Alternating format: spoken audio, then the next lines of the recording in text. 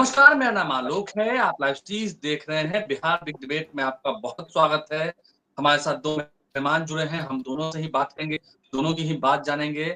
बात होगी बिहार विधानसभा चुनाव की और उससे पहले चल रही रणनीतियों की। देखिए, विपक्ष नेता तेजस्वी यादव बिहार अधिकार यात्रा पर हैं, अब युवाओं में कलम बाँट रहे हैं।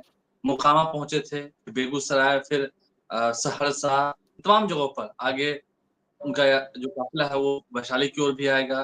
तो तेजस्वी यादव अब कलम बाँट रहे हैं, बिहार के युवाओं में कलम बाँट रहे हैं और कह रहे हैं, जो लोग तलवार बाँटते हैं, उनके झांसे में मत आइएगा, हम कलम दे रहे हैं, नया बिहार बनाना है। और तेजस्वी यादव ने उन प्रत्याशियों से भी आग्रह किया है, जो निर्दलीय लड़ने के फिराक में हैं, सबको एक साथ होइए, एकजुट होइए, सबको सम्मान मिलेगा। सबसे पहले आरज़ू खाँ जी, कलम बाँट कर जी। ये सोच, ये नई विचारधारा नहीं तेजस्वी यादव की, लेकिन बिहार अधिकार यात्रा इतनी ज़रूरी क्यों थी? वोटर अधिकार यात्रा तो अभी हुई थी। देखिए, वोटर अधिकार यात्रा जो है, नागरिक के वोट के अधिकार से जुड़ा हुआ था। यानी कि जो बिहार प्रदेश में एक कहावत प्रचलित है कि छोट का वोट मतलब छोट का अधिकार मतलब वोट का अधिकार। ये Bharatiya Janata party election commission के साथ मिलकर डकैती कर रही थी, उसके लिए अवेयर करना जरूरी था। क्योंकि अगर आपका वोटर लिस्ट से नाम कटता है, तो आपको हर चीजों का अधिकार आपका छीन लिया जाएगा। यही भारतीय जनता पार्टी करना चाहती है और हम लोगों ने लगातार ये दिखाने की कोशिश की है कि एसआईआर के जरिए किस तरीके से गरीब, वंचित, शोषित, पिछड़े और अकलियतों का वोट काटा जा रहा है। और उसके बाद जब हम सवाल करते हैं तो भारतीय जनता पार्टी आके प्रेस कॉन्फ्रेंस करती है, जबकि हमारा सवाल होता है इलेक्शन कमीशन के साथ। दूसरा, आप क्या चाहते हैं कि आदरणीय गिरिराज सिंह जी की तरह हम तलवार और त्रिशूल बांटें? इस दौर में कलम की बड़ी जरूरत है। और जो कलम हम बांट रहे हैं, शिक्षा का अलग जगा रहे हैं। और वो शिक्षा का अलग इसलिए जगना जरूरी है, युवाओं में इसलिए जरूरी है कि सबसे ज्यादा हाई स्कूल जाते जाते, अगर देश में जितने भी राज्य हैं, अगर हाई स्कूल जाते जाते अगर बच्चा ड्रॉप आउट करता है तो वो बिहार है। इसलिए हम चाहते हैं कि एनडीए समर्थित सरकार में उसको शिक्षा से जोड़ा जाए, चिकित्सा से जोड़ा जाए, स्वास्थ्य से जोड़ा जाए, पलायन रोका जाए। इसलिए अधिकार यात्रा बहुत जरूरी है। जिस तरीके से अधिकार यात्रा का हनन किया है 20 सालों से एनडीए समर्थित सरकार ने, हम ये बताना चाहते हैं कि आपकी किस किस चीजों का हनन हुआ है और उस तरीके से हम बात कर रहे हैं।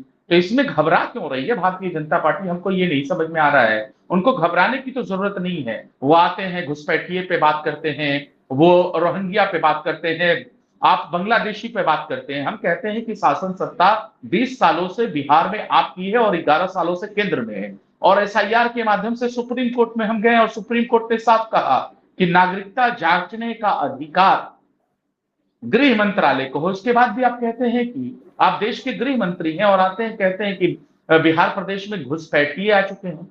यानी कि आप पहलगांव और पुलवामा खुद करवाते हैं। आप यही डिवाइड एंड रूल की पॉलिसी अपनाते हैं। पलायन पे बात नहीं करना चाहते, शिक्षा पे बात नहीं करना चाहते, चिकित्सा पे बात नहीं करना चाहते, प्रति व्यक्ति निवेश के ऊपर बातें नहीं करना चाहते, प्रति व्यक्ति आय के बारे में बातें नहीं करना चाहते हैं। सिर्फ हिंदू मुसलमान की आप सियासत करना चाहते हैं। उससे दूर होके हम कलम बांट रहे हैं, लोगों को अवेयर कर रहे हैं, उनके अधिकारों के बारे में बता रहे हैं। चलिए, हम बात करेंगे राहुल कुमार जी, आरएलएम के प्रवक्ता हमारे साथ जुड़े हुए हैं। बहुत स्वागत है पहले तो आपका। जिस तरह से तेजस्वी जी यादव नमस्कार। कलम बाँट रहे हैं, एनडीए को, बीजेपी को भी इससे ऐतराज है। कलम तो बाँटना ही चाहिए, युवाओं में अच्छा काम कर रहे हैं, कलम बाँट रहे हैं। नहीं आलोक जी, अच्छी बात है कि वो कलम बांट रहे हैं, लेकिन अगर उनकी वीडियो आपने देखी होगी तो जिस तरह से वो कलम बांट रहे हैं, उनको मुझे लगता है कि बांटना भी नहीं आता है। आप अगर एक बच्चे को, अगर एक व्यक्ति को कलम आप देते हैं तो वो एक प्रतीक होता है कि आप शिक्षा की तरफ उसको आप मोड़ते हैं। लेकिन जिस तरह से कलम जिस गाड़ी पर खड़े होकर के वो फेंक रहे हैं, मुझे लगता है कि बस वो जबरन उनसे कोई काम करवाने की कोशिश हो रही है। और जो लोग उनसे इस काम को करवा रहे हैं, उस पर इनकी आदरणीय दी रोहिणी जी ने बहुत अच्छे से वो उस ट्वीट को इन्होंने शेयर किया। इन्होंने अभी बात कई तरह की, पुलवामा भी कह दिया, पहलगाम भी कर दिया। आप शर्म नहीं आती है इस देश के अंदर जो शहीद हो रहे हैं उनके ऊपर आप इस तरह के लांछन आप लगा रहे हैं? आप सत्ता पर इस तरह का आप लांछन लगा रहे हैं कि हमने कराया उस चीज को। सुन लीजिए, अरे भाई आप सुन लीजिए, ठीक है, शासन सत्ता हमारा है, शासन सत्ता हमारा है। शर्म आपको आनी चाहिए कि 11 सालों से केंद्र में है, 20 सालों से बिहार में। शर्म आपको आनी चाहिए। शर्म से मुझे लगता है कि आपको डूब मरना चाहिए। मैं अगर एक ऐसी घटनाएं मैं बता दूं, बिल्कुल मैं बता रहा हूं, आप सुन लीजिए, आप सुन लीजिए,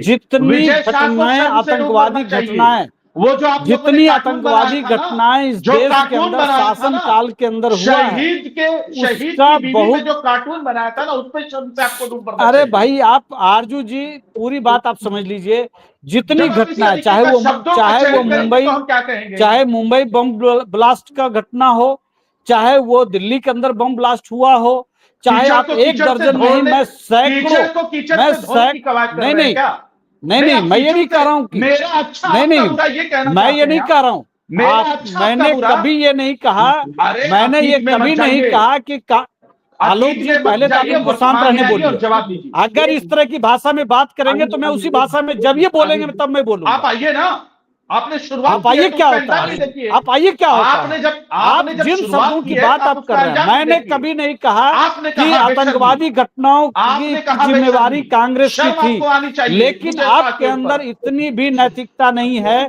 कि आप जवाब सुन सकें, आपके अंदर इतनी भी नैतिकता नहीं है कि आप जवाब सुन सकें।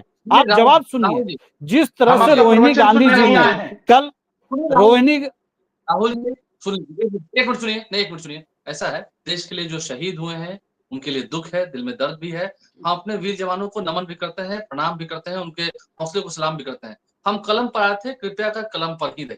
नहीं, बिल्कुल कलम पे ही, मैं कलम से डाइवर्ट नहीं हुआ, डाइवर्ट जो व्यक्ति हुए मैंने उनको कहा, मैं कलम पर ही आ रहा हूं। जिस तरह से तेजस्वी यादव जी ने, एक मिनट, आपने क्या वो वीडियो देखा है जिसमें हेलीकॉप्टर में तेजस्वी यादव थे, एक बच्चे को बुलाकर हेलीकॉप्टर में कलम दिया गया था, वो वीडियो देखा था आपने? हाँ बिल्कुल देखा मैंने, बिल्कुल देखा मैंने। मैं वही बात मैं कह रहा हूं कि तेजस्वी जी के जो सलाहकार हैं, जो भी कोई सलाहकार हैं, उनको कलम बांटना ही चाहिए। जब कोई खुद उस स्थिति में ना पहुंच जाए तो उसकी आकांक्षा होती है कि बाकी लोग को हम पहुंचा दें। निश्चित तौर पर यह प्रयास होना चाहिए, ये होना चाहिए, लेकिन जिस तरह से चीजें हो रही हैं, आप अभी कह रहे थे कि महागठबंधन में ऑल इज वेल है, तेजस्वी जी कलम बांट रहे हैं। मुझे लगता है पिछले 20 साल के अंदर बिहार के अंदर शिक्षा को लेकर के जितने सुधार कार्य हुए हैं माननीय मुख्यमंत्री नीतीश कुमार जी के नेतृत्व में, वो इनक्रेडिबल है। आप शिक्षकों की भर्ती की बात करिए, क्लासरूम की बात करिए, पढ़ाई के स्तर की बात करिए, तमाम चीजों पर मैं अगर बात करूं तो बिहार हर पैरामीटर पे लगातार एफर्ट कर रहा है। सबसे तेजी से जो बिहार का जो विकास दर का जो ग्रोथ रेट है, वो बिहार का नंबर 1 या नंबर 2 है पिछले 20 साल से। प्रति व्यक्ति आय में भी जो ग्रोथ रेट होना चाहिए वो बेहद बहुत अच्छी स्थिति में है। आपने देखिए, आप सिर्फ कलम बांट रहे हैं, युवाओं को बढ़ने की बात कर रहे हैं, युवा नहीं, कलम बांट दे तो कलम अगर वो बांट दे तो बहुत अच्छी बात है। कलम बांटने का वो दिखावा कर रहे हैं, कलम वो फेंक रहे हैं, और जो वीडियो आपने देखा होगा उससे साफ पता चलता है।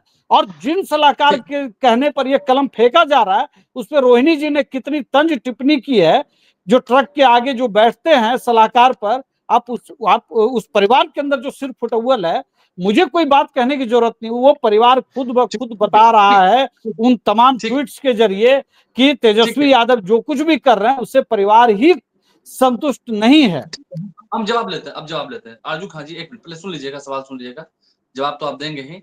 जिस तरह से कलम बांट नहीं रहे हैं, कलम फेंक रहे हैं, इस अंदाज को लेकर, ठीक, इस कार्यशैली को लेकर सवाल खड़े हो रहे हैं, वहीं अब ये चले गए हैं संजय यादव पर, राज्यसभा के सांसद हैं, उन पर चले गए हैं, उनकी कार्यशैली पर ट्वीट हो रही है, वो कहाँ बैठते हैं इसको लेकर ट्वीट हो रहा है, ये भी है।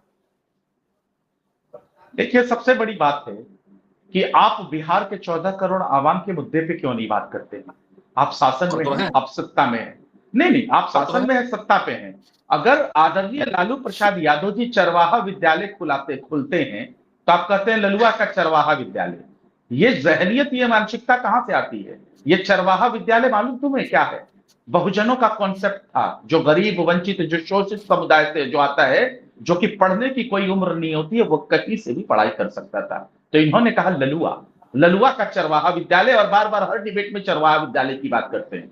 मेरे साथी मित्र ने, जो प्रवक्ता है, उन्होंने कहा ग्रोथ रेट ये बताते हैं और हर तरीके से परसेप्शन फैलाने की कोशिश करते हैं। आप ग्रोथ रेट मत बताइए, आप ये बताइए कि बिहार भारत सरकार के कौन से डेटा में अग्रणी है। मैं बताता हूं, बिहार, भारत सरकार या बिहार सरकार के हर डेटा में बिहार जो है पिछड़ेपन में नंबर 1 है। तो आप ग्रोथ रेट बता के मुद्दे को डाइवर्ट नहीं करते हैं। हम 140 करोड़ बिहारियों की बात करते हैं, अरे 14 करोड़ हम बिहारियों की बात करते हैं, आप आ जाते हैं किसी व्यक्ति विशेष के ऊपर। हम कहते हैं ये आपकी मंशा क्यों है।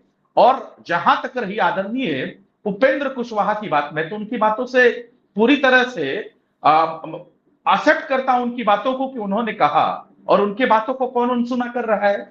उन्होंने कहा निशांत को आना बड़ा जरूरी है, ये व्यक्ति विशेष पे जा रहे थे, और अगर नहीं आते हैं तो इसका दुष्परिणाम होगा।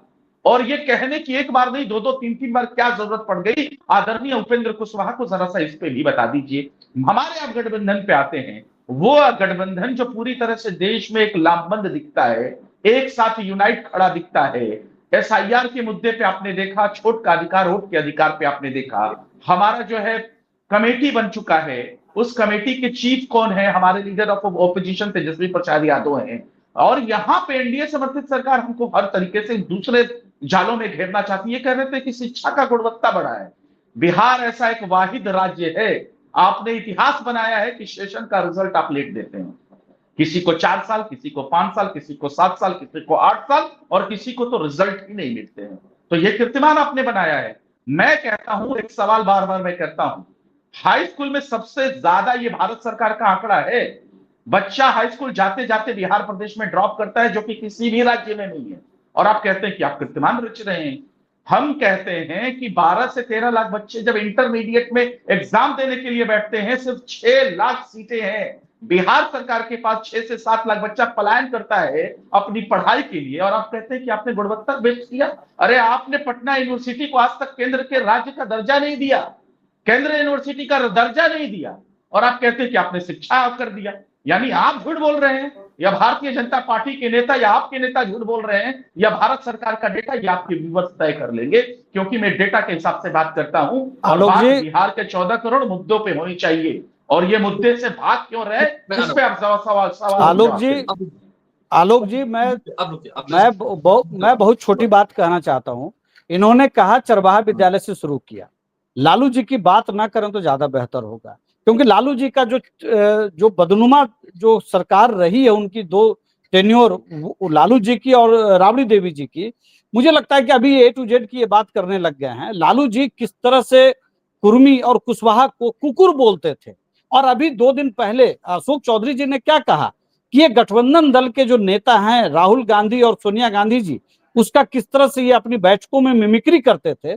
तो बिहार का तो उपहास उड़ाने का कल्चर जिस परिवार में रहा है, उस परिवार के लोग क्या बात करेंगे। आज बिहार के अंदर स्वास्थ्य के मामले में, सड़कों के मामले में, औद्योगिक निवेश के मामले में, एयरपोर्ट के मामले में, केंद्रीय विश्वविद्यालय गया के अंदर और मोतिहारी के अंदर, मैं तो देख रहा हूं कि नालंदा यूनिवर्सिटी के अंदर लगातार कई ऐसी चीजें हो रही हैं जिससे ये कहा जा सकता है कि बिहार हर पैमाने पे, आपने जिस तरह से 15 साल में इसको जख्म दिया, उस आज बिजली, पानी और सड़क की बात नहीं है बिहार के अंदर। आज बिहार के अंदर ड्रीम की बात हो रही है, और उस ड्रीम को कैसे पंख लगे इस पे लगातार बात हो रही है। आज बिहार के अंदर, आप पटना के अंदर भी अगर आप बैठे हुए हैं, तो आप जिस तरह से यहाँ पे आप सड़कों का और फ्लाईओवर का आप जाल देखते हैं, जिस तरह से ट्रेन आप बिहार के अंदर आप देखते हैं, जिस तरह से गया के अंदर से लेकर के आप कोसी मेची लिंक, जो कोसी नहर जो परियोजना है, पिछले 50 साल से लंबित था। आज माननीय प्रधानमंत्री जी के 8,000 करोड़ रुपए के शुरुआती आवंटन से वो प्रोजेक्ट शुरू हो चुका है, और कुछ दिनों में ही बिहार के अंदर, पटना के अंदर मेट्रो शुरू हो जाएगा। अगर मैं योजनाओं की बात में अगर करने लगूं, और अभी ये उपेंद्र कुशवाहा जी की बात कर रहे थे, उपेंद्र कुशवाहा जी ने कहा कि बच्चों को पढ़ने के लिए जो स्टूडेंट क्रेडिट कार्ड मिलता है 4 लाख से अगर उसको 10 लाख कर दिया जाएगा, वो बहुत अच्छा होगा। हम लोगों ने वाल्मीकि नगर में इस प्रस्ताव को लिया था, और माननीय प्रधानमंत्री जी ने इसको माननीय मुख्यमंत्री जी ने इसको स्वीकार किया। पहले उन्होंने 4 लाख से 10 लाख, मुझे पूरी करने दीजिए बात, उसके बाद उसको इंटरेस्ट फ्री किया गया। दूसरी बात मैं कहूंगा कि आज मेडिकल कॉलेज बिहार के हर जिले में अगले 5 से 6 साल के अंदर बन जाएगा। मुझे लगता है देश का अकेला राज्य है बिहार जहां हर जिले में मेडिकल कॉलेज आने वाले 5 से 7 सालों में, क्योंकि बाकी जो 7 जिले थे उसकी भी घोषणा हो चुकी है, पूरा होने में जो 3-4 साल लगे। मुझे लगता है कि ये डेटा की जो भी बात होती है, ये सिर्फ डराने के लिए और लोगों को कहिए एक तरह से आलोक कि जी। एक सत्ता के प्रति लोगों आलोक जी। को एक वो। और मैं एक अंतिम में मैं एक बात कहूंगा कि अभी जो यात्रा जो ये निकाल रहे हैं, ये यात्रा निकालने की जरूरत क्यों पड़ी? क्योंकि राहुल गांधी जी ने जो यात्रा निकाली उसमें राहुल गांधी जी तेजस्वी यादव पर 20 हो गए, भारी हो गए, इसलिए तेजस्वी यादव में बेचैनी है। और मजेदार बात यह है कि बिहार की जो 50% आबादी जो महिलाओं की, आलोक जी, अगर आप अभी तेजस्वी जी की यात्रा आप अभी कवर किए होंगे, आप उसमें महिलाओं की उपस्थिति आप मुझे बता दीजिए कि महिलाओं की भागीदारी कितनी है। लेकिन एनडीए के किसी भी कार्यक्रम में आप महिलाओं की भागीदारी आप देख लीजिए, क्योंकि बिहार के अंदर महिलाओं के डेवलपमेंट पर काम किया आलोक जी, गया अब है। जवाब मैं दूं या ऐसे ही बैठा रहूं? सुन लीजिए नहीं, आप बैठे कैसे? सुन लीजिए, ऐसा है, आपके कार्यक्रम में महिलाएं आ रही हैं, ये सब बात है। तेजस्वी यादव के कार्यक्रम में भी भीड़ उमड़ रही है। आप सिर्फ ये नहीं कहते कि हाँ महिला आ रहे हैं, आपके तो कई ऐसे एनडीए नहीं कार्यकर्ता हुए हैं। अरे भाई सुनिए, आप सुन लीजिए, नहीं आलोक जी, नहीं आप सुनिए, पूरे बिहार के अंदर आप माई बहन योजना का फर्जी फॉर्म आप भरवा रहे हैं पूरे बिहार के अंदर कि मेरी सरकार आएगी 2500 रुपए। उन महिलाओं ने आपके कार्यक्रम में आने से इनकार कर दिया। अब इससे बेहतर क्या उदाहरण होगा कि तेजस्वी पर ट्रस्ट नहीं है लोगों को। ट्रस्ट आज भी नीतीश कुमार जी के नेतृत्व वाली एनडीए सरकार पर है। आपके तो कई ऐसे एनडीए कार्यकर्ता सम्मेलन हुए हैं, लवली आनंद का भाषण याद है? कुर्सियां खाली थी। आप महिलाओं की बात कर रही हैं, कुर्सियां खाली थी। अब रुक जाइए 1 मिनट, आरजू जी 1 मिनट, अब रुक जाइए। पूरे 243 विधानसभा में कार्यक्रम हो रहा है, और अगर एक कार्यक्रम को आप अगर तर्जुमा निकाल रहे हैं तो मैं आपको आलोक जो कहूंगा कि 243 सीटों पर आप फॉर्म भरवा रहे हैं 2500 रुपए का माई बहन योजना का। और माई बहन योजना के बाद जिस तरह से मंच पर महिलाओं को डांस करवा करके जनता को बुलाना पड़ रहा है तेजस्वी जी के कार्यक्रम में, इससे दुर्भाग्य माई बहन योजना का क्या होगा? ये महिलाओं का सम्मान है, ये माई बहन योजना का सम्मान है, ये तो फ्रॉड का काम है, ये फ्रॉड का काम है। आलोक जी मैं बोलूंगा, मुझे बोलने दिया जाएगा? हाँ बिल्कुल, आप बोलिए, आप बोलिए, आप बोलिए। देखिए, ये चाहते हैं कि इनकी तरह मैं झूठ मूठ का बखेड़ा खड़ा करूं बातों से, और ये कहते हैं कि हम डेटा से बात करते हैं तो हम भ्रम फैलाते हैं, आदमी को डराते हैं आप। ये आपकी मानसिकता है, इसलिए डराते हैं क्योंकि आपने कोई काम नहीं किया जमीन पे। आप कह रहे थे लड़कों के बारे में, नौजवानों के बारे में, मैं एक डेटा देता हूं, फिर वो बिहार सरकार का डेटा है, भारत सरकार का भी डेटा नहीं है। किस तरह से नौजवान जो साथी हैं हमारे, उनके सपनों को कुचला जा रहा है। SC ST वर्ग के 3 लाख बच्चे जेल की सलाखों में है, 500 रुपए के डिलीवरी बॉय शराब घर घर पहुंचाने की उसमें। और बड़े बड़े जो सत्ता संपोषित, सत्ता संरक्षित जो शराब माफिया है, आज तक आपने उनको शराब जेल के अंदर देखा ही नहीं। ये इनका विकास है। हमने 7 यूनिवर्सिटीज दिए थे आदरणीय लालू प्रसाद यादव के वक्त में, उसके बाद आप बताइए कितनी यूनिवर्सिटियां आपने दी। देश में एक ऐसा कारखाना है जो रेल चक्का बनाते हैं, आदरणीय नरेंद्र मोदी जी आते हैं और कहते हैं कि बिहार का चक्का विदेश में जा रहा है, ये नहीं बताते हैं कि उसको बनाने का काम किसने किया है। तो ये इनकी मानसिकता है, ये इनकी मानसिकता है, और ये दर्शाता है इनके वक्त में क्या होता है।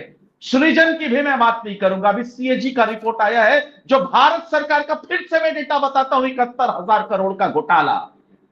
1 लाख NCRB का डेटा मैं पढ़ता हूं, 1 लाख महिलाओं, 1 लाख बच्चों और महिलाओं का अपहरण हुआ है NCRB के डेटा में, और 25,000 महिलाओं और बच्चियों के साथ दुष्कर्म हुए हैं, बलात्कार हुए हैं। ये भारत सरकार का NCRB का डेटा है। और 70,000 के करीब बिहारियों की हत्या हो चुकी है, जो कि किसी एक देश के गृह युद्ध में भी ऐसा नहीं होता है। या लगातार अगर इजराइल या किसी भी देश का अगर युद्ध हो रहा है तो 70,000 लोग नहीं मरे। और ये कहते हैं कि हम डराते हैं, तो भारत सरकार के डेटा को बदल दीजिए और यहां पे आप करिए ऐसे ही जो भी करना है, परसेप्शन फैलाइए, हम डेटा के हिसाब से ही बात करेंगे। मैं कहता हूं आप ग्रेथ रेट बताते हो, ये बताइए ना आपने कितने कल कारखाने दिए हैं बिहार में? मोतिहारी में आते हैं आदरणीय नरेंद्र मोदी जी और मंच से कहते हैं कि 2015 के बाद जब मैं आऊंगा बिहार में, इसी मोतिहारी का चीनी मिल का चाय पीऊंगा। आज तक वो राह देख रहा है। तिलैया रेलखंड 2019 में बन के तैयार होना था, आज तक राख देख रहा है। देखिए 100 लाख करोड़ के पैकेज। नहीं, सुन लीजिए ना, छटपटाइए मत, थोड़ा सुन लीजिए। छटपटा कोई नहीं रहा है, आप छटपटा ही रहे हैं, आप कहते हैं हम डेटा से डरा रहे हैं। आप सुन लीजिए, आप डराते होंगे, जिसको आप डराते नहीं है। मैं आपको सिर्फ एक ट्वीट बता देता हूं, आप बिहार के डेवलपमेंट की बात आप करते हैं, मैं तेजस्वी यादव का एक ट्वीट बता देता हूँ। मैं सिर्फ एक बात कहने जा रहा हूँ। आज बिहार के अंदर तेजस्वी यादव एक ट्वीट करते हैं कि मैं यहाँ से बांका जा रहा हूँ, और महज 3 से 4 घंटे में वो यहाँ से पटना से निकलते हैं और बांका चले जाते हैं। ये ट्वीट मेरा नहीं है, ये ट्वीट तेजस्वी यादव जी का है। और तेजस्वी यादव जी और जब राहुल गांधी जी और प्रियंका गांधी जी, अरे भाई सुन लीजिए, राहुल गांधी जी और प्रियंका गांधी जी जब बुलेट पर चलती हैं तो ये मान करके चलती हैं कि किलोमीटर 2 किलोमीटर के बाद सड़कें खराब आ जाएंगी। लेकिन आलोक जी इनको सुनिए, बोलिए, थोड़ा देर शांति रखने बोलिए, सुनिए, सुन लीजिए। पूरे बिहार के अंदर राहुल गांधी जी सासाराम में उतरते हैं और उनकी यात्रा पटना में खत्म होती है, और जिस गति से खत्म होती है बिहार के इतिहास में वो यात्रा इस रूप में दर्ज है, वो विकास को खारिज करने की कोशिश करते करते पटना पहुंच गए।